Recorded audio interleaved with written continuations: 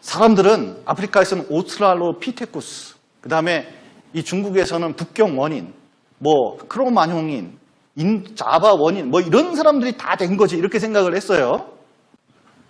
그런데 여러분, 원숭이도 종이 다르면 유전이 안 됩니다. 섞일 수가 없어요. 옛날에 스페인 사람들이 그 남아메리카 가가지고 사람들 잡아왔거든요.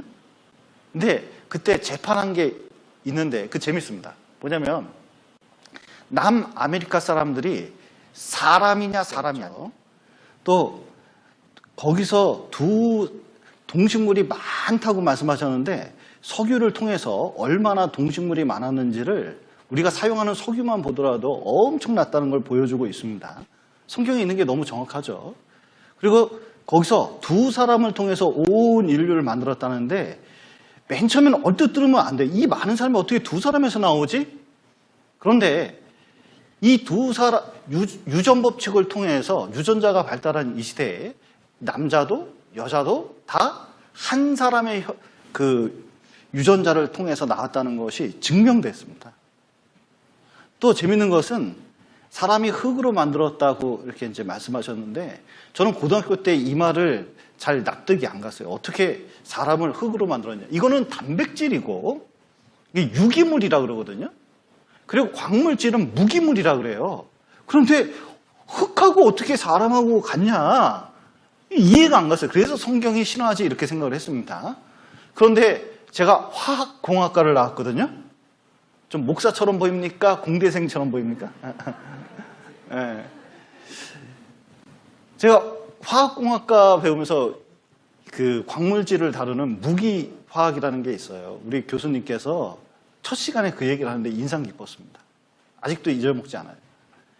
놀라운 것은 인간이 무기물질로 이렇게 흙과 같은 물질로 되어 있다는 거예요. 성분 비교해보면 정확하게 일치하는데 특히 인체의 70%가 뭔지 아세요? 물입니다. 지구의 70%가 물이에요. 그리고 이 뼈부터 시작해서 모든 광물질이 있고 유기물질이 있는데 흙도 그렇다는 겁니다. 그래서 여기 흙이 있는데 여기 아이가 만져서 두꺼비 집을 만들었습니다. 자, 흙으로 뭘 만들었죠? 두꺼비 집. 이해됩니까? 안 됩니까? 되죠. 자, 사람이 도공이 탁 흙을 만지더니 흙을 빼가지고 뭐냐면 진흙 가지고 도자기를 구워서 만들었어요. 자, 그릇은 흙으로 만들었습니까? 흙으로 만들지 않았습니까? 흙으로 만들었죠. 이해가 되세요? 자, 흙을 뽑아가지고 거기에는 실리콘이나 여러 가지 이제 주요 광물질을 빼가지고 반도체를 만듭니다. 여러분, 반도체를 흙으로 만들었다는 거 이해가 되세요? 뭐요? 반도체가 흙이요? 뭐 이럴 분도 있는데 흙 같은 걸로 만든 거예요. 똑같은 흙으로 만들었는데 차이가 어디서 나느냐? 만든 사람의 지혜와 능력의 차이입니다. 놀라운 것은 흙으로 무엇을 만드셨냐면 하나님께서 사람을 만드셨어요. 그리고 성분을 비교해 보니까 완전히 흙 성분이라는 걸 알게 됐습니다. 여러분, 또 하나의 에덴 동산은 실제 있었다는 걸 보여주고 있습니다. 모든 것이 과학이 발달하면서 정확하게 말씀하고 계셔요. 또 하나는 이 노아의 홍수 때 일어난 사건입니다. 사람들이 그걸 이해를 못해요. 어떻게 온 세상에 물이 덮여가지고 멸망을 했다는데 그게 어떻게 일어날 수 있는지 이해가 안 간다 이런 분이 많거든요. 제가 아는 목사님은 그 교수님이셨는데 아내가 교회에서 구원받으니까 이 성경 좀 배워보자고 이렇게 얘기했더니 자기 성경 안 믿는데. 왜 성경이 안 믿어지냐? 아니 노아의 홍수가 있을 수가 있냐? 그 머리로 이해가 안 된다는 거예요. 그런데 성경 말씀을 쭉 배우고 나서 완전히 이해가 됐고 지금 목사님 하고 계셔요. 여기 한번 보시면 자, 에덴 동산 이후에 사람이 어떻게 문제가 생겼는지 보여주고 계신데 여호와는 하나님의 이름입니다. 자, 저는 목사입니다. 제 이름이 있겠죠? 이상연이에요. 하나님은 직분을 말하고 그 이름은 여호와입니다. 그러니까 여호와께서 사람의 죄악이 세상에 관영함과 그 마음의 생각의 모든 계획이 항상 악할 뿐임을 보시고 땅에 사람 지으셨음을 한탄하사 마음에 근심하시고 가라사대 나의 창조한 사람을 내가 지면에서 쓸어버리되 사람으로부터 육축과 기는 것과 공중의 새까지 그리하리니 이는 내가 그것 지었음을 한탄함이라 하시니라. 하나님께서는 이 세상에 있는 사람들을 싹 멸하기를 결정하셨습니다. 결정하셨을 때 이놈의 새끼들 한번 죽어봐라 양 그러고 하셨을까요? 안타까워 하셨을까요? 진짜 어쩔 수가 없는 거예요. 도저히 이거 뭐 구원하려도 구원할 수 없는 안타까운 상황이 발생했어요. 왜냐하면 때에 온 땅이 하나님 앞에 폐기하여 강포가 땅에 충만했거든요. 그래서 땅에 강포가 충만하니까 멸할 수밖에 없는 상태가 됐다는 뜻이에요. 여기 127시간이라는 그 실제 사건을 영화한 사건이 있었는데 이 사람은 구름 있죠. 구름은 물로 형성되어 있는데 자 보세요. 그건 기체입니까? 물입니까? 이런 거 잘 모르시죠? 저는 알아요. 제가 그거 전공했거든요. 자, 구름은 물이에요. 그 눈으로 보이는 거예요. 그 기체가 아니에요. 그냥 떠 있는 거예요. 근데 가스로 되면 완전히 투명해요. 완전히 투명해요. 그런데 그게 갑자기 결집되면서 비로 딱 쏟아지잖아요. 밑에서 보면 창문이 열린 것처럼 돼 있다니까요. 그런데 제가 성경 강연에 두 번째 날 참석해서 그거 듣는데요. 결론을 했어요. 노아가 그걸 봤든지 유체역학을 공부했든지 둘 중에 하나예요. 뭘까요? 본 거예요. 실제 사건이라는 거예요. 그래서 성경에 보면 창문들이 열렸다고 했는데 너무 공감이 됐어요. 성경이 사실이라는 걸 너무 믿어졌습니다. 자 보세요. 그리고 샥 불다가 이 바람이 샥 불어서 어디로 가는지 아세요? 북극과 남극 쪽으로 가요. 그러면 거기서 엄청난 눈이 내립니다. 그런데 자 보세요. 북극은 우리가 북극 그래서 꼭 남극처럼 생각되는데 여기는 완전한 바다예요. 북극은 땅이 없어요. 남극은 땅이 있어요. 그러면 땅에는 눈이 쌓이겠죠. 자, 바다에 눈이 내리면 쌓입니까? 안 쌓입니까? 쌓일까요? 안 쌓일까요?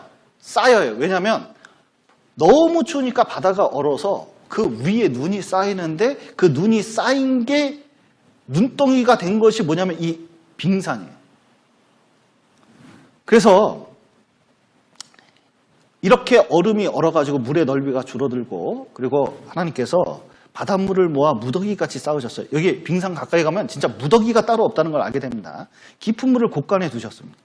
그래서 여기 남극 보면요. 눈이 얼마나 왔는지 볼 수가 있는데 3.2km. 여러분 눈 높이가 3.2km예요. 백두산보다 높아요. 그것이 남극 대륙을 전체 덮었는데 남극 대륙이 얼마나 크냐면 아메리카 대륙이 있는데 그거보다 훨씬 커요. 호주의 2배 정도 됩니다. 거기에 눈이 그만큼 쌓인 거예요.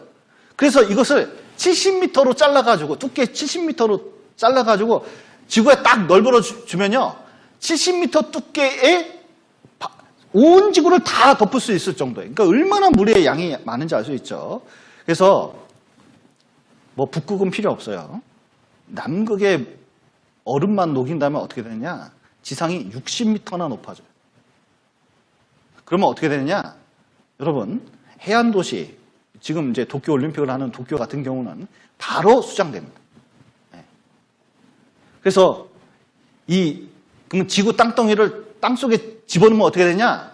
여러분, 놀라지 마십시오. 이 바다가 얼마나 깊은지요? 땅을 바다 밑에 다 집어넣어도 3,000m 바다만 남게 돼 있어요. 바다가 그렇게 지구는 바다가 퇴적되고 침식되고 우리 초등학교 때 배웠던 것처럼 되면 일자지층이 생길 수가 없거든요. 한꺼번에 생겨야 일자지층이 생기는 거예요. 그래서 세인트 헬레나산 터졌을 때 지층이 생겼는데 자 보세요. 여기 완전한 일자지층입니다. 완전한 일자지층이에요. 그러면 요 밑에서 요 위까지 쌓이는데 순식간에 된 겁니까? 시간이 걸린 겁니까? 한꺼번에 생긴 거라니까요. 그래서 세인트 헬레나 산에서 한꺼번에 생겼고 한꺼번에 큰 계곡이 생긴다는 걸 알아냈어요. 제가 제주도 갔을 때 여기도 간판에 그렇게 써 있더라고요. 뭐냐면 자 보세요. 지층이 어때요? 일자지층이에요. 일자지층. 그리고 이게 한꺼번에 옆에 보이시나요? 지금 계곡 요거 보면서 지구 역사상 가장 큰 홍수로 만들어졌다고 말씀을 하고 있어요. 설명이 안 된다는 거예요. 다른 걸로. 그 위에서 자 세계 강 합친 것보다 10배 더 강력했다는데 그래서 이런 지층이 걸리는 시간이 얼마나 걸렸다고요? 오래 걸린 게 아니라 일주일 만에 만들어졌다. 중국도 태양산에 그런 거 있습니다. 아프리카 대륙도 마찬가지예요. 오세아니아도 마찬가지입니다. 아시아, 여기 해남이거든요. 우리 시간 되면 해남 한번 갑시다. 초원지대였다는 것을 이 함부르크 대학의 구츠바흐 박사가 발견해냈어요. 1997년에. 그래서 실제로는 이 지역이 완전히 푸르렀던 곳이고 이 중동 지방도 마찬가지예요. 그리고 거기서 유물들을 발견하게 되는데 여기 그 조개 껍데기와 낚싯바늘 뭐 등등이 발견됐어요. 이게 사람 뼈하고. 여러분 보십시오. 조개는 어디서 나죠? 바다에서 나도 민물 조개가 있습니다. 그리고 낚시도 했어요. 강이 있었다는 걸 보여주는 거죠. 또 여기 보면 생선뼈, 그 어패류, 거북이 같은 게 많은데 이것은 과거에 강이 있었다는 강력한 증거입니다. 그리고 거기서 벽화가 발견되는데 자 보셔요. 여기 보시면 자 여기 1층에만 태워도 충분히 태울 수 있는 양이라는 걸 알게 됐어요.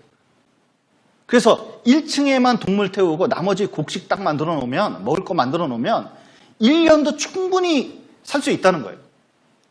그냥 물고기 그 어떤 청년이 물어보더라고요. 여기 민물고기가 있고 여기 짠물에 사는 바닥 물고기가 있는데 이거 민물하고 바닷물하고 섞이면 민물고기 죽을걸요? 그러더라고요.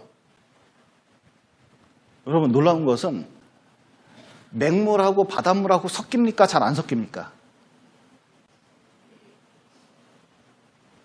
이게 잘 모르시죠? 전 심지어 실험도 해봤던 사람이에요. 심지어 실험도 해봤던 사람입니다. 그러니까 실제로 여기 태평양하고 대서양이 있는데 바다 경계가 있는데 놀라워요. 바다가 어떻게 됐냐면 이 밑에서 보면 태평양하고 대서양 그 밑에서 보면 바닷물이 딱 섞이는데 색깔이 이쪽하고 이쪽하고 완전히 다릅니다. 진짜 놀라운 것은 바다 속에 들어가서 보면 여기가 막으로 된 것처럼 섞이지 않고 그대로 있어요. 이거 언젠가 이것도 한번 보고 싶어요. 그런데 이거 보셔요. 여기 보면은 태평양은 소금기가 많고 대서양은 소금기가 적은데 소금 농도에 따라서 이게 잘 섞이는 게 아니에요. 그리고 온도가 틀린데 온도에 따라서도 물이 잘 안 섞입니다. 그래서 여기 발티아하고 북해하고 여기 경기선에 섞이지가 않아요. 그리고 보세요. 이 다뉴브 강입니다. 강. 그리고 여기 인강인데 여기서도 섞이지가 않아요. 그리고 민물하고 바닷물하고 섞이지 않는 데가 얼마나 많은지 몰라요. 여기 10가지를 잡아왔습니다. 10가지를. 그래서 실제로 물이 잘 섞이는 게 아니에요. 또 안 섞이니까 거기서 살면 돼요. 너무 걱정 안 하셔도 돼요. 또 어떤 사람이 잔인한 실험을 했습니다. 40일 동안 이 물고기, 민물고기에다가 소금을 조금씩 바닷물처럼 되게 조금씩 쳐봤어요. 이렇게. 조금씩 쳐봤습니다. 그랬더니 40일 만에 바다 농도가 됐는데도 민물고기가 살더라는 거예요. 그러니까 너무 걱정 안 하죠. 물고기 걱정하시는 분 처음 봤습니다. 너무 걱정 안 하셔도 돼요. 자, 그리고 노아의 방주는 매우 안전한 선박이라 해서 충분히 30년대 전쟁이 있으면서 평균 31세였어요. 그러니까 옛날에는 60만 살아도 뭐 했어요? 환갑잔치 했잖아요. 야, 오래 사셨다 하면서 막 하고, 저 어렸을 때만 해도 나이가 한 50 몇 살 됐다 그러면요. 저 어렸을 때 그런 생각했거든요. 아, 저 아저씨는 곧 죽겠다.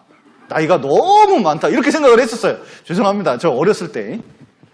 그런데 요즘 60 돼도 환갑잔치 합니까? 안 합니까? 정읍은 좀 다른가요? 네, 요즘은 뭐 60 됐는데 환갑잔치 하면요. 야, 민망하다. 이 나이에, 이 젊은 나이에. 내가 한 나이가 들었다 하면 한 70은 돼야 이제 명함을 내밀기 시작하잖아요. 요즘은. 그래서 요즘은 옛날 아버지 때 나이가 되려면 0.8을 곱하래요. 0.8. 그럼 60이면 68에 48이니까 아버지 나이 때는 48살밖에 안 된 거예요. 그런데 자 보셔요.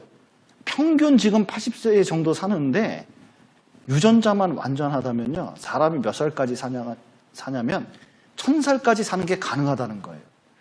과학적 실험을 많이 해봤는데 과거에는 수명이 짧았지만 지금 수명이 점점 늘어나고 있는데 과거에 훨씬 에덴 동산 때는 유전자가 완전해서 사람이 오래 살았다는 겁니다. 그래서 텔로미어를 발견한 사람이 노벨 의학상을 탔는데 텔로미어가 뭐냐면 유전자가 있는데 이 맨 끝이에요. 사람이 왜 수명이 짧아지고 늙어지나 봤더니 이 세포 속에 있는 유전자가 있는데 그게 풀어져요. 풀어져. 나사 풀리듯이 그냥 풀어집니다. 쭉 풀어지면 그게 노화되는 거예요. 그래서 지금 과학자들이 뭐 하냐? 구글이나 굉장히 돈 많은 회사에서 이걸 연구하고 있습니다. 요거 안 풀어지게. 요거 안 풀어지면 어떻게 돼요? 안 늙어요. 그럼 150살까지 살 수도 있대요. 그러면 이 약을 비싸게, 수명 늘어나는 약이니까 이걸 비싸게 팔 수가 있잖아요. 근데 부작용이 심각해서 팔 수가 없답니다. 암이 발생한대요. 그런데 이게 완전하면 사람이 오래 산다는 거예요. 그런데 그게 왜 풀렸냐? 알고 보니까 햇빛이 오는데 이 전파나 마이크로파나 저구에서는 괜찮은데 자외선이나 엑스線, 감마선이 있는데 이게 그 지구로 오면서 유전자에 영향을 줘가지고 빨리 늙게 만든다는 거죠. 그래서 요것이 문제가 됩니다. 그런데 과거에는 물층이 있어서 궁창 위에 물이 있어가지고 이 햇빛이 들어올 때 그걸 다 막아줬다는 거예요. 그런데 하나님께서 노아의 홍수 때 이것을 파괴시키면서 이렇게 됐다는 겁니다. 여러분 들었어요. 근데 그때 배운 게 뭐냐면 대학원 때 배운 겁니다. 우리 그 교수님이 이 거품 연구로는 세계 최고입니다. 거품만 연구하셨어요. 물방울만 연구하셨어요. 왜 연구하시냐면 여러분 보십시오. 잠수함 있잖아요. 잠수함 쫙 이렇게 돌면 뒤에 프로펠러 돌 때 뭐 생기는지 아세요? 물방울 같은 거 생기잖아요. 그러면 그게 왔다 갔다 하면서 음파를 발생시켜요. 그러면 이게 탐지가 돼요. 그러면 공격하면 죽어요. 하여튼 물방울에 관련된 게 굉장히 많습니다. 그런데 물방울이 있으면은 이 교수님이 발견한 게 이거예요. 물방울 안에서는 압력과 온도가 일정하다는 겁니다. 시간이 없지만 설명을 잠깐 드리면 자 보셔요. 물속이 있습니다. 이렇게 물속이 있는데 자 이렇게 풍선이 이렇게 생겼습니다.